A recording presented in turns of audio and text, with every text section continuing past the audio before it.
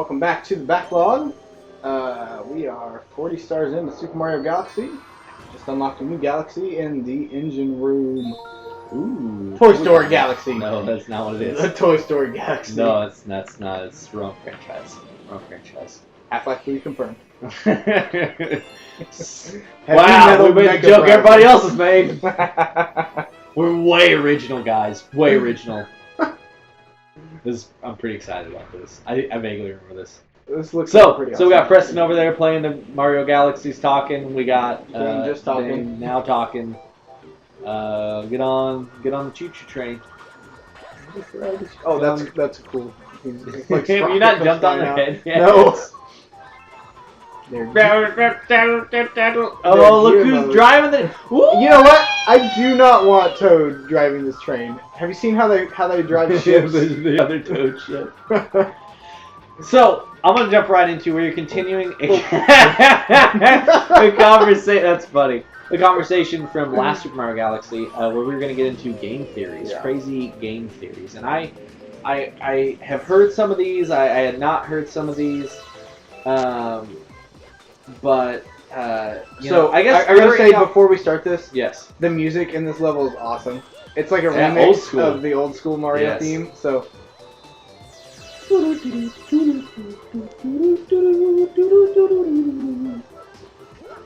doesn't make any sense. No, it doesn't. So I guess are there any off the top of your head? Because I've heard some, and I've got a website I've kind of got that's got some of it pulled up. Are there any that you? I can't think there's something down there. Oh, is there? I think so. So I don't know if there's any off the top of your head that you can think of before we dive in. Oh, that's screwed. I can't think of any off the top of my head. Okay. Well, thank you for contributing nothing to this sorry. I'm gonna think about it, but I don't know if I can. You just almost died.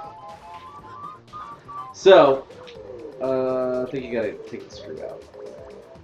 Oh, I just gotta jump forward that. No, I think you're gonna have to go back. Over there. So, I found a website that had like some video game theories on there that I thought were really interesting that I figured we could discuss, and then you could put your comments in the comment box below on whether you think it's true or if you've heard theories that we didn't mention. These are not like creepypasta theories, right? No. We're not doing. And I think we talked about that around the same time. Yeah. Like I don't know. Let's table creepypastas for another time because that's a whole nother conversation. Yeah. So I like to read creepypastas sometimes just because they're silly, and actually I like to read some of the like non-video game related ones, because some of them are like actually like, kind of believable and just really weird, creepy stories.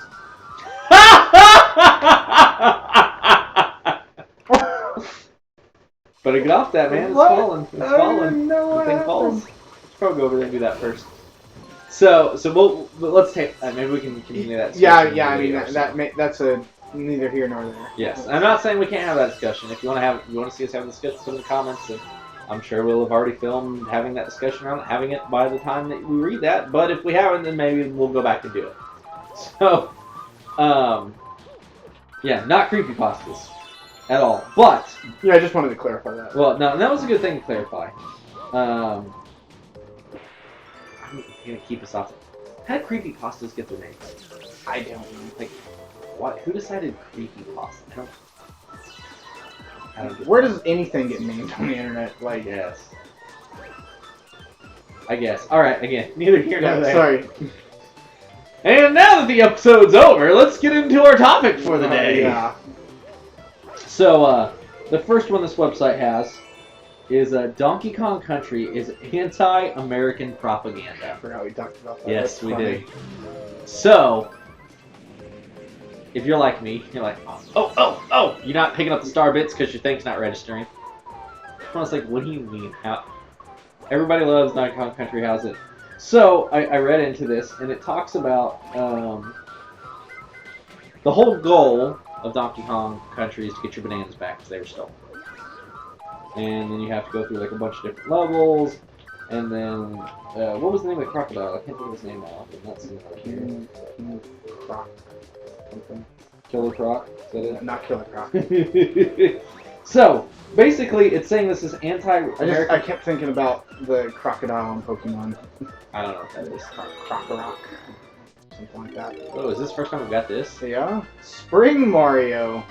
Kind of a weird Mario. Jump real high with it though.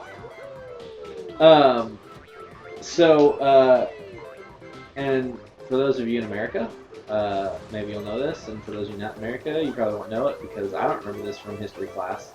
This is one of those little bits of history that I don't think they tell you about a whole lot. Well, and I heard it written somewhere, or I've heard it said before, and it's exactly right. You know, whoever wins gets to write history. Whoever wins the wars or the disputes gets to say what really happened, whether it's true or not. So that should be kept in mind, I think, as these things were known or not known. But it talks about the banana wars of the late 19th and 20th centuries. I guess you guys didn't know you get a little American history lesson. So, and it's kind of world history. Kind of, I guess. After the Spanish-American War, the United States gained control of Cuba and Puerto Rico, giving the U.S. military foothold in the Caribbean that it used to freely police several Caribbean states such as Honduras, Nicaragua, Mexico, and Haiti. It frequently intervened on the behalf of the United Fruit Company. Now, do you remember which company that currently is right now? Dole, I mean. Chiquita, that's what it was. Chiquita Brands International, who illegally overthrew local businesses in those states to gain virtual domination of the banana trade. This is where the term Banana Republic comes from, which is the clothing line. Yep. Which is really interesting, too, that they both derive from this thing in American history that we don't remember. Nobody knows about. We didn't talk about it in school. Probably because it's not something we should be proud of.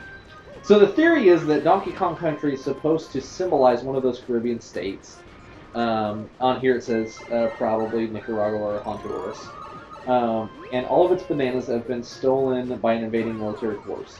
King K. Rool was his name. That's what it was. Leader of the evil crocodiles, doesn't even like bananas. So that would suggest he's stealing them for some economically strategic reason rather than joyous gluttony.